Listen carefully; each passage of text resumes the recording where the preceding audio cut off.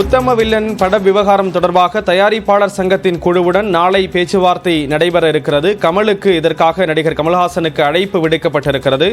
விவரங்களோடு இணைகிறார் செந்தில்ராஜா. செந்தில்ராஜா, விவரங்களை பதிவு செய்யலாம்.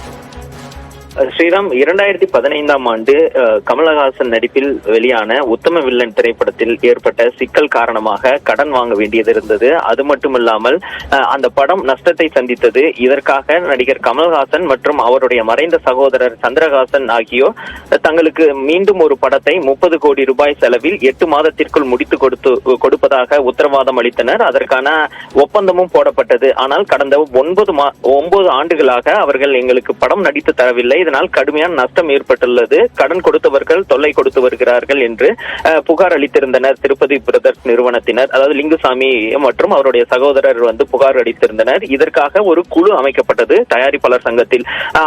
அது மட்டுமல்ல, 9 ஆண்டுகளுக்கு முன்பு இந்த சினிமா சங்கங்களில் தயாரிப்பாளர் சங்கம், நடிகர் சங்கம் உள்ளிட்ட சங்கங்களில் தலைவராக இருந்தவர்கள், இந்த பேச்சுவார்த்தையில் ஈடுபட்டவர்கள் மற்றும் தற்போதைய நிர்வாகிகள் அடங்கிய அந்த குழுவை அமைத்தனர்.